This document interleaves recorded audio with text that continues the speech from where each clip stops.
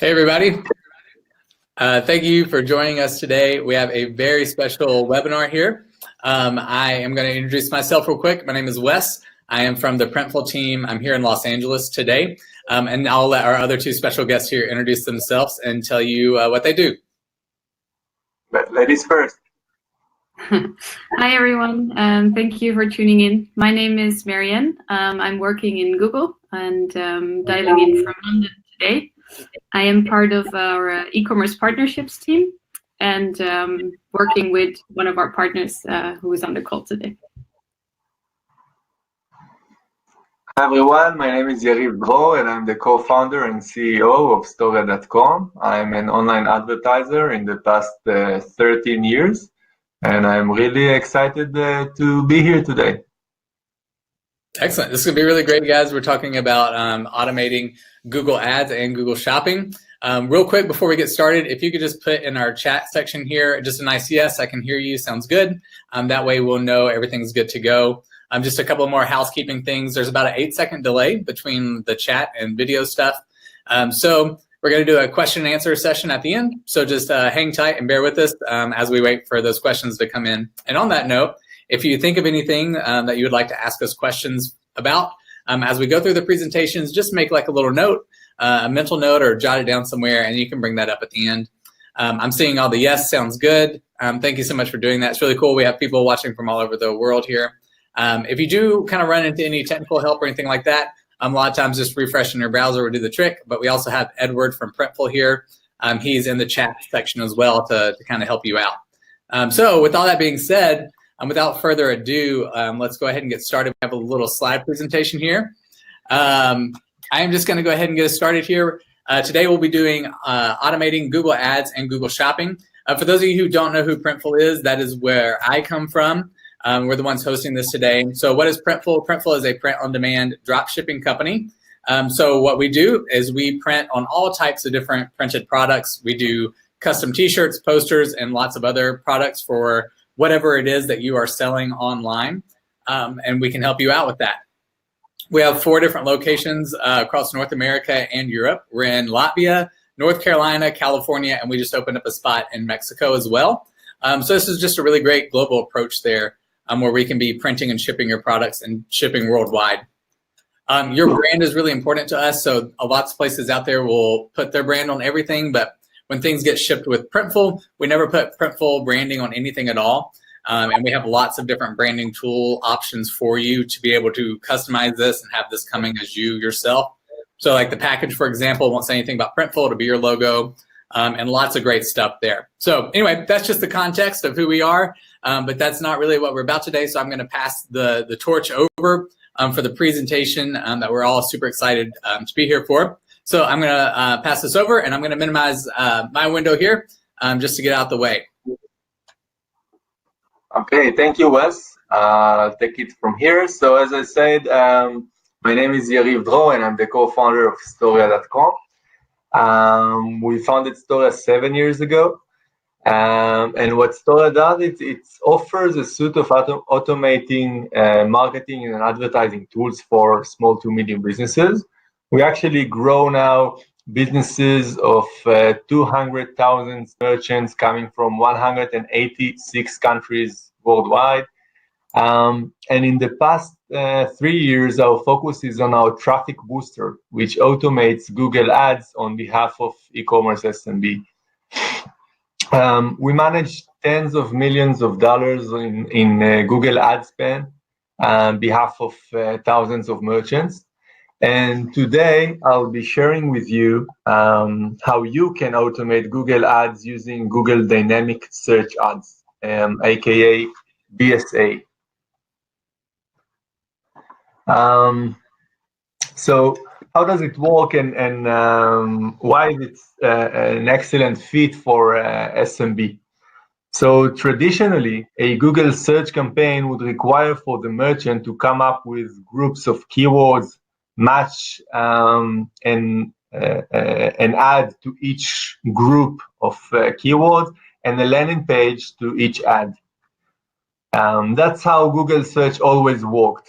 With the DSA, you can actually skip this setup phase and basically ask Google to do what it does best: crawl through your site and come up with the best keywords that if someone is currently searching for on Google, he or she is probably the most suitable potential customer for your site, and have that person directed to the most relevant product page within your site. Who should be working with DSA? The way I see it, everyone. But to be just a bit more serious about it, there are two factors that you do need to take into account. One is the amount of products that your store has. If you only have a few products, if you are only selling a few products, then this method has less advantages for you. The forte of this method is for someone that has a large number of products. And as a rule of thumb, I would say that you need to have at least 80 index pages on Google. You can simply go to your URL bar and type site columns before your domain in order to see how many index pages you currently have with Google. The second important factor that you need to take into account is that this method creates an amazing Google Ads campaign for you. The best ads and the most targeted product page per ad that you can get. However, you will still need to optimize it. You can automate the optimization, as I will explain in a minute, but if you only spend a minute setting the DSA campaign and then forget about it, it will be a waste of money. It will take you through the setup and it might ease your optimization, but it is very important that you still optimize the DSA. So how should you work with it? Let's start with the setup and then go through optimization and reporting. So in terms of setting up, DSA will take you over nicely over large parts of the setup, but there are still some crucial elements that you will need to manually set up for the first time. So first things first, the parts of your site that you would like to have Google directing traffic to is something that you will need to define. And I mean that if you have a web store and you also have a blog on the same domain, you might want to exclude the blog and not get the same paying traffic towards your blog. Or if you have, for example, categories with a lower margin than other categories, you might want to exclude those as well. You can easily define for the DSA which parts of the site you wish to include and which parts you need to exclude, but you do need to do it for the first time that you are setting up your DSA. Second point is the budget. You will need to define the maximum daily or monthly budget. I would go for a daily budget, start small and ramp it up once I see results that I like. Unlike Facebook ads, there is no problem increasing or decreasing the budget on Google ads. Third point is the bids. You will need to define the bids, and I will dig deeper into it in a minute when we talk about optimization. We have a great trick for you in that step. Fourth is the mobile gender and age. You can tell if your site works well for mobile or not. You can tell if you are better suited for a specific gender or a group of age group. We normally extract those parameters out of our merchants' Google Analytics. You can set rules on Google Ads that would modify your bidding according to whatever works better for you. So for example, if your online store sells 3 times better for desktop users than mobile users, you should definitely modify the mobile bids to decrease by 67%. So this way, if a desktop user click is worth for you $1, you will only be paying 33 cents for a mobile user. The same goes for gender and age. And this is an easy but yet very important configuration that you need to include within your setup. Of course, the segments might change over time, so you might want to come back occasionally and see if any modification needs to be changed. Going to the fifth point, day of the week and hours of the day. Similar to previous segments, you can define if you want your ads to run on all days or all hours of the day. For example, if you're providing a chat service during weekdays, you might want to exclude weekends.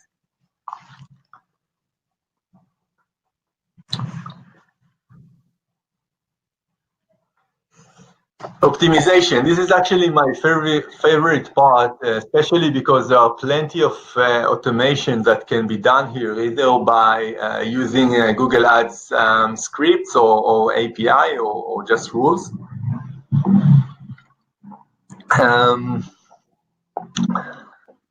Let's discuss optimization of the search terms and then how to scale them up, and how to work effectively with the bidding. So the optimization of DSA is done by excluding search terms. You will be defining to Google which search terms you no longer wish to bid for. Since Google might bid on a lot of search terms for you, it could be thousands or more, it depends on your site. You would probably not have enough conversions per search term, at least at the beginning. And therefore, I would suggest to start by excluding according to click-through rate, CTR. So what you want to do is define a number of impressions, for example, 200 impressions, and ask Google, using rule or scripts or API, to exclude any search terms that got 200 impressions but didn't get any clicks. You might be asking yourself now, why would I care for something I didn't pay for? I'm only paying for clicks. So why do I care if I got 200 impressions and I didn't pay for them? Why should I exclude them? So, sorry, there are two good reasons for that. The first one is that Google cares for it, and it will make you care for it as well. If you're wasting impression without getting clicks, without paying for Google for those impressions, then Google will either stop displaying your ad or charge you a higher cost per click once you do get some clicks. The second reason is that since you are enjoying the DSA search terms, you want to remove less effective search terms and in a way force Google to come up with new ones that might be more effective for you. At some point, and for some of your search terms, you're going to have conversion. This is the goal, obviously. Should those conversions be profitable for you, you want to make sure that the CTR optimization I just mentioned will not be taking off the profitable search terms due to CTR. Once you have a lot of conversions coming from many different search terms, you can consider moving on from the CTR optimization and optimize according to conversion to CPA or even return on ad spend. This is how we do it. Another optimization that you should consider here is that once a search term is profitable for you, you can add it as a keyword and then allow yourself to bid on that specific keyword and get more exposure to that keyword. There are two disadvantages here, because once you do this, you will lose the dynamic ads of the DSA, and you will have to come up with your own regular search ad. So the headline is no longer going to be dynamic, and it is going to be limited to the characterization limitations that Google forces on regular search ads. And you will need to predefine the landing page of your ad because it's going to be a regular search ad and not a DSA one. Nevertheless, in some cases, this should be done in order to get more traffic for the very profitable search terms that you have now.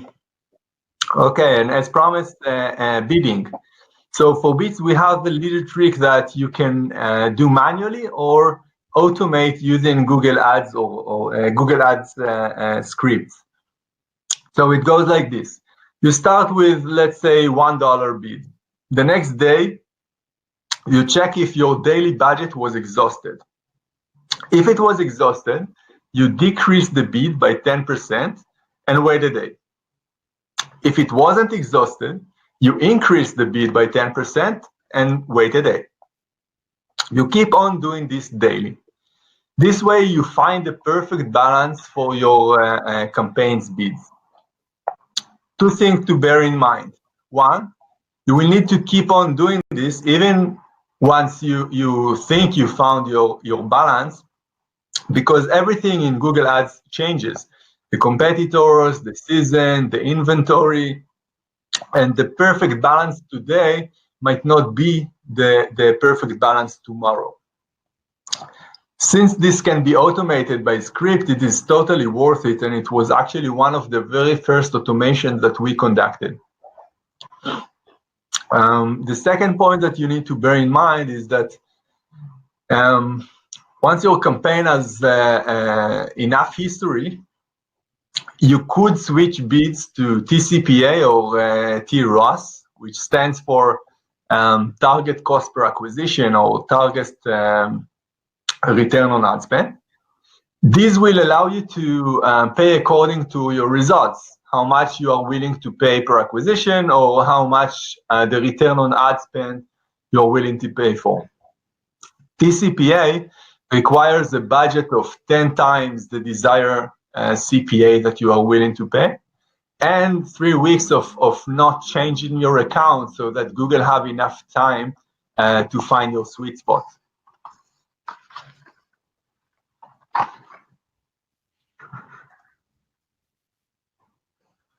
Last but not least, reporting. So we see a lot of SMBs, and 80% of them don't have their Google Analytics configured well. As a result, they can't really tell what is the source of traffic that is profitable for them. Is it Google? Is it Facebook? Is it email marketing? To know how your Google Ads and DSA worked for you, you can do two easy things. One, link your Google Ads and Google Analytics accounts. You will then see Google/CPC as a source of traffic on your Google Analytics, and you will be able to track your results. Two, you can embed the Google conversion code, conversion pixel, in your site thank you page. This is crucial in order to perform optimization as discussed earlier. I would like to go beyond Google Ads for a minute and recommend that you also enable e-commerce on your Google Analytics admin and exclude there your own domain and gateway services. This is something that we see a lot of merchants not doing, and then the Google Analytics reporting that they see is actually meaningless because they see their own domain or their own gateway services as a source of traffic, which obviously they are not.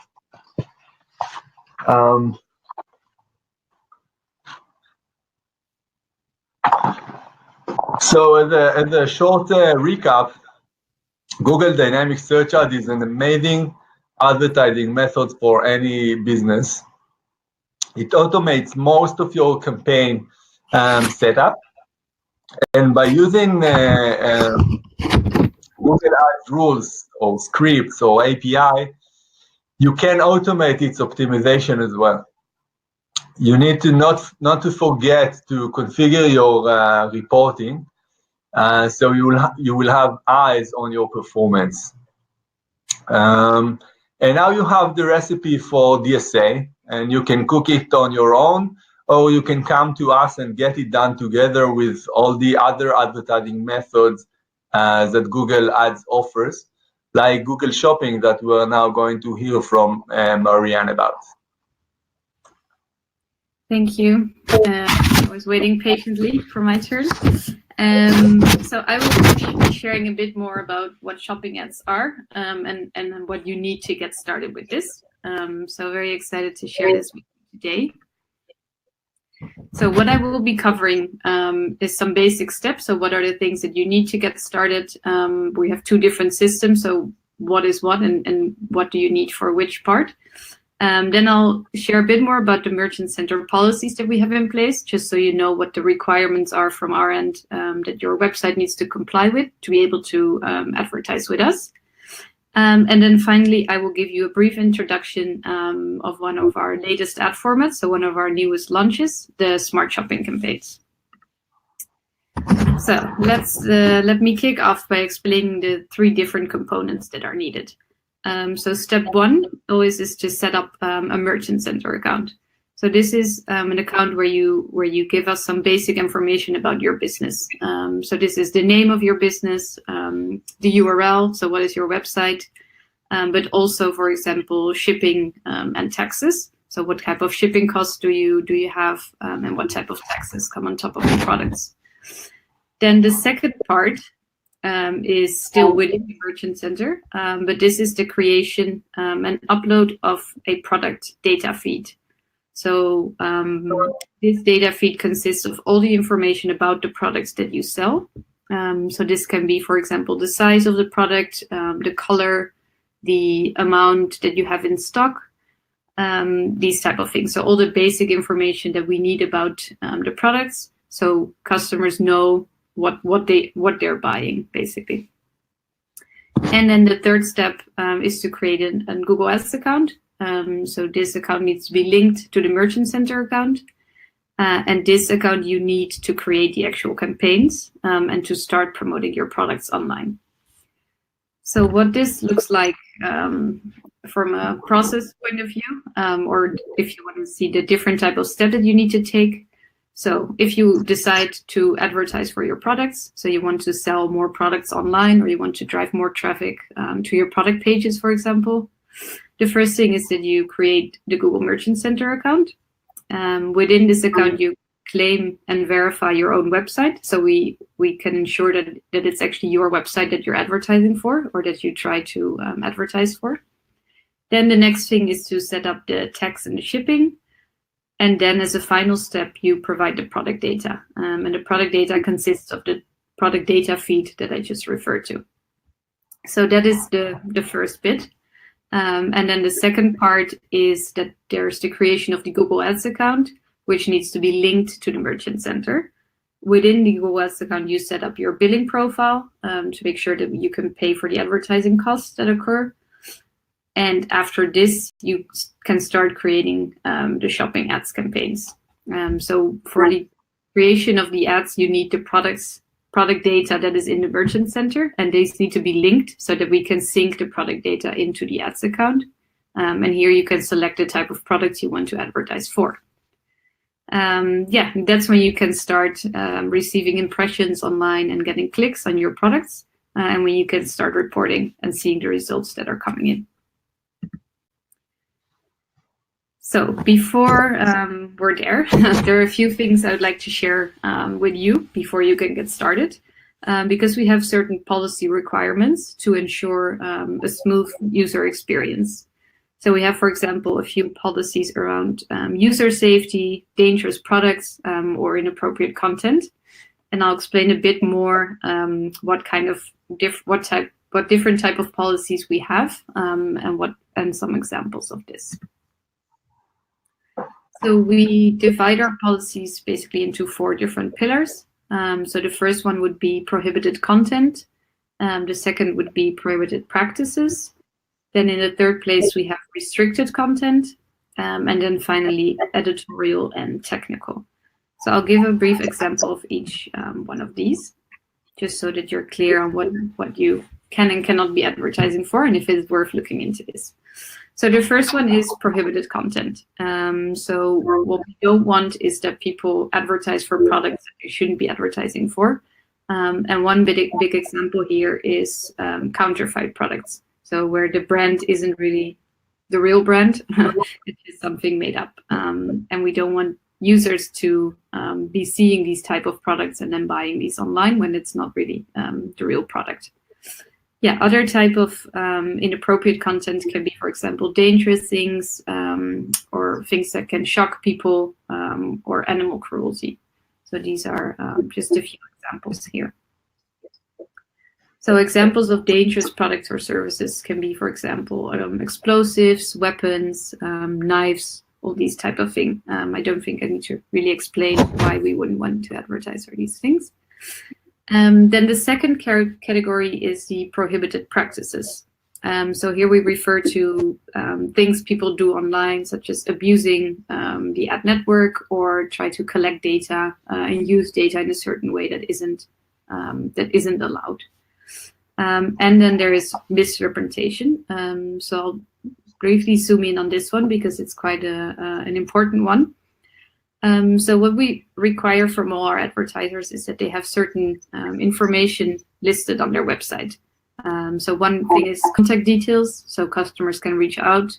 There is a secure checkout, so in the checkout, a customer has to leave their personal data, such as their name and their address, or billing details, and we need to make sure that this is all in a secure environment. Then the third thing is the return and refund policy. So we would like our users to know before they buy something what kind of return or refund policy there is. And then, of course, the terms and conditions for the billing. When it comes to restricted content, so there are certain categories where some things are allowed where others are not. And these are just a few examples. So some alcoholic products are only supposed to be shown to people above a certain age, for example. Then we restrict political content or trademarks. So these are just a few examples of the restricted content. And then the fourth pillar is editorial and technical. So this is mainly about the website working as it's supposed to. So there's no 404 errors or no broken links, for example, when a user clicks on the product ad. Yeah, and this is so this is really more of a technical requirement that we have. So now that we've got that out of the way, I want to share a bit more about the smart shopping campaigns that I refer to, just so you know what it is, what it looks like, and how it can be used. But before I get into that, I want to give you a brief introduction of why we have launched this new format. And that is because we see that the shopper's path, so the way that people purchase online, is becoming more and more complex. So we have different devices. We can basically search for products or buy products wherever we are and whenever. So the times of one big computer in the corner of the living room is over. So people are always online and they can do different type of researches before they buy something, for example. And they can use, like I said, different type of devices, and they can shop from different type of places. With this changing environment, we also see that managing campaigns is becoming more complex and more time intensive. So there are a lot of different things that you can take into consideration when setting up your campaigns and targeting the right people. So there's, for example, an audience targeting where you can select if you want to target certain demographics or age groups. Then there's device targeting. So do you want people searching from a mobile device to find you or from a tablet? There's different type of campaigns. So you have different type of campaigns per country, for example, or per product group. Then there are some bid adjustments that you can set. You can say, I want to bid more or less on a certain location or time of the day. Then we have remarketing ads and shopping ads. So it's becoming a lot. And that's why we've introduced a simple solution. Because at the end of the day, what you care about is drive sales in the most efficient way with the highest return possible. So that's where we introduced our smart shopping campaigns. And the main goals with this is that we want to keep it simple. So it should be easy to create and manage campaigns. It's the reach. So you can find customers across different Google networks, which I'll explain in a second, and achieve your goals. So what we want is that people can say, this is the goal that I have, this is the return that I expect, or this is the amount of conversions that I expect. And then we can use our data and our history of data and optimize for this as efficient as possible. So we use machine learning to drive this simplicity and reach. So how does that work? So the first thing is that you can set your business goals. So you can tell us what kind of conversion value you're looking for or what kind of return on ad spend. And then we do an automated optimization. So we optimize based on a lot of signals that we see. So we can find the context of a user, as in where they are, what time of the day they're looking, and combine this with the product data that you submit us, and then find the best format and the best network where we can show this ad to different type of people. So the different type of networks where the products can show are, for example, on Google Search, but also on the display network, so across apps and different websites, but also YouTube and Gmail. So the objective that you can set is either maximize the conversion value or a target ROAS. So you can tell us, okay, this is what I expect, this is the type of budget that I have, and then we can help you reach those goals based on what you tell us. And we use machine learning to do this optimization. So we use both insights that we have, but also insights that we get from the product data that you submit. So we look at the time of the day, we look at different type of seasonality trends, like I said, devices or location, but of course also at the type of search query that we get, so the search terms that are coming in. And then we combine this with the data that you provide us with. So what type of brand is the product, in what kind of category does it fit, what type of creatives do you have, what is the goal that you set, etc. So all these things are being taken into consideration before we decide which product to show to which user on which network.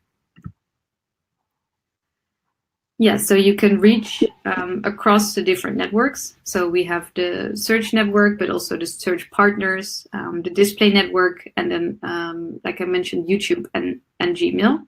And we try to keep it simple because you can use the one product data feed that you've submitted, and we can take the information from there and show them across different type of networks. So you don't need to submit different type of feeds or different type of campaigns to show the products across the networks.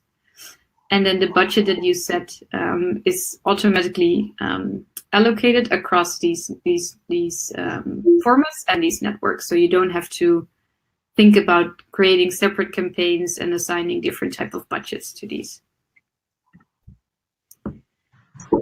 Yeah, and this is just to show you what it looks like. So on search, you can see how the products show up for a query, but then in the display network, you can see how products are being shown within different content. On YouTube, the products will show under the video, and in Gmail, it will show in the promotions tab. So just so you know what it looks like. Yeah, so there are a few simple steps that you need to do to create or to activate a shopping campaign. So here, it doesn't mention the merchant center creation, etc., that I mentioned in the beginning. So here we assume that that is already in place.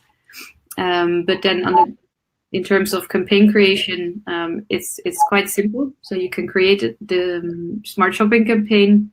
You can set the budget that you have. So you can say, this is the budget that I have for this day, or per day, and then set the return on ad spend as well. And then you can select which products you want to advertise for. So we usually recommend just put all the products into one group. But if you have, for example, different type of budgets for different type of product groups, then you can still separate them. And then in the end, you can also add a creative. So we show products across the display network that have been viewed by people before. But until that happened, so until there is enough data that we have to show these products to people that search for the products, we can show a more generic type of image, so a sort of branded image that you have for your business. Yeah, and there's a few requirements for this asset, but I won't read it out because it's a bit too detailed, I suppose. Yeah, so that's all from my side. So I hope you learned a bit more about how to get started with shopping ads. Of course, you can set up the accounts yourself and try to do this on your own. But if that's too time consuming or too complicated to do, then I can of course recommend you to work with one of our partners. So we have a lot of e-commerce partners that work with merchants. For example, StoreYa, who has been a successful partner of ours for quite some time now. And I believe we have time for some Q&A. I didn't see the messages coming in, but I'm sure Wes can tell us.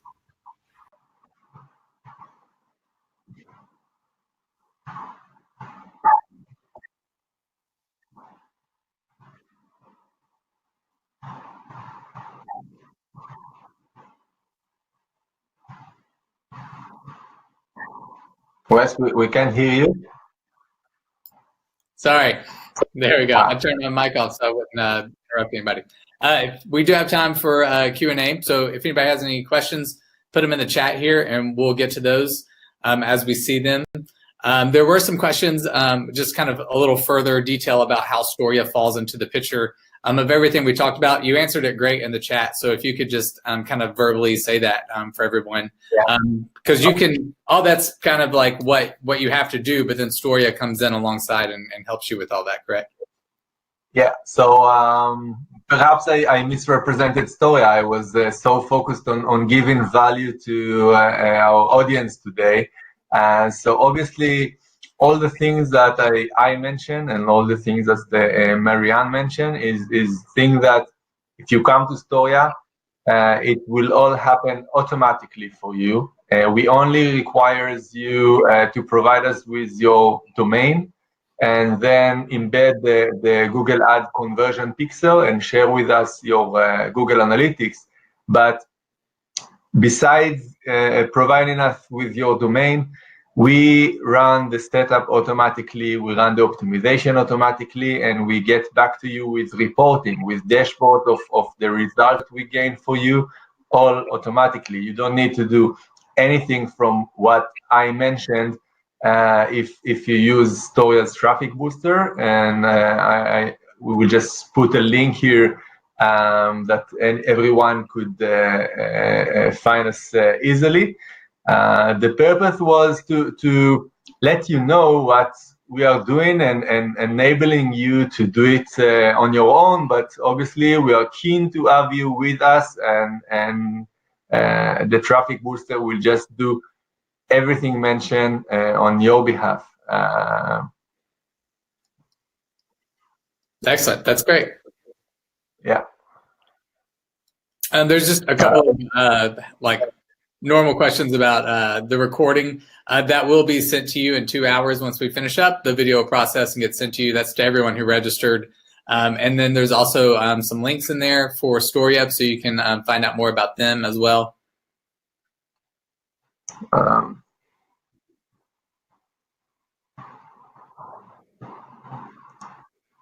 Yeah, so I see another question about the costing. So I'm just putting the link in the chat, and everything is there, the costing and everything. You can start with as low as $120 a month, and then gradually extend your advertising budget with us when you see results. Obviously, you can start with a higher sum. We have free plans at the beginning, and then you can just extend to whatever sum relevant to you. We actually had Google sending a crew to one of our merchants in Florida to shoot a testimonial video. It was a merchant that started with $100 and became over 1 year a multi-million-dollar company using StoreYa and Google Ads and Google Shopping. You can also see that video within the link that I sent.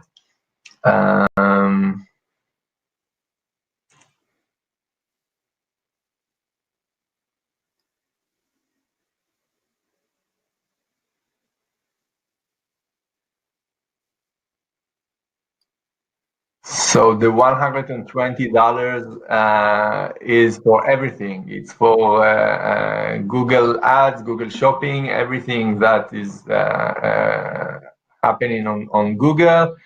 And we don't have a setup fee, and we don't have any time limitation. You can test us out, and if the results are good, extend, and if not, you can cancel at any time.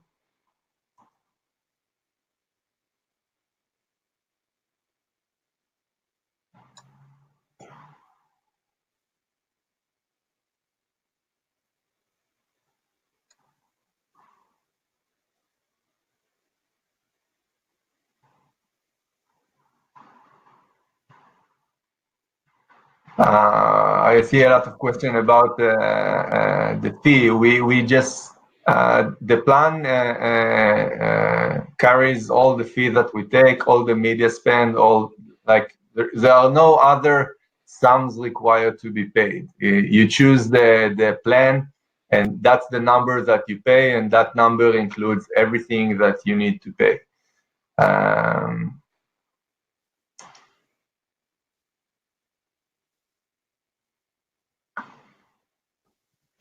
Yeah, we do offer a discount for those that just starting. You have 33% for the first month. And the link that I just put in the chat is a link that we generated especially for this collaboration with Printful, so that we can monitor everyone that will get through this link and make sure that you're getting extra attention. Who pays Google? We pay Google. The sum that you pay us is all the sum that you are going to pay, and we pay for the media spend on Google. And there's a question here about how do you set up shipping and Google Shopping advertising, since Printful is doing the shipping. If it's a matter of you having to plug in a shipping rate for that, you would just follow along our flat rate shipping in Printful, or that's something where you can build that price into your retail price, that flat rate price into your retail price, and then just advertise free shipping. That's another option that you can do when doing that. And the Printful rates are printful.com/shipping, and you can find out that information.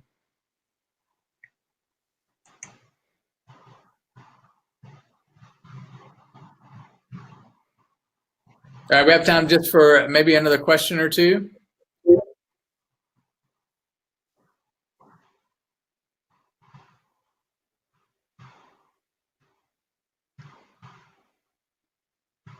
if you can find one you can answer, you can go ahead and grab it.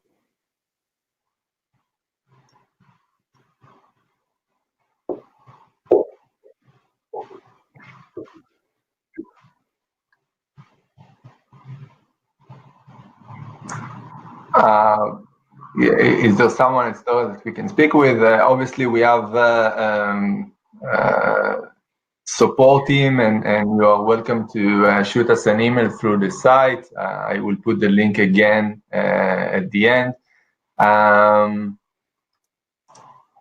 Yeah, what's like the email address or the best way to contact someone from support as they're getting set up and everything? support@storya.com. Perfect. There you go. And if you need any help with Printful stuff, it's just support@printful.com as well. I think it's a good spot to wrap it up and bring it to an end. Thank you so much again for joining us. I think that was a lot of information that was really great and helpful for everyone out here to just even see what all goes into play here. So I appreciate your time on this. Thank you everyone for joining us. If you have any questions, those are our support things there. And again, this will be emailed to you in just a couple hours. You can watch that back as many times as you want and pass it on to whomever you think would also enjoy it. Yeah, that's it. Everyone have a great rest of your day. Thank you very much. Thank you. Bye-bye.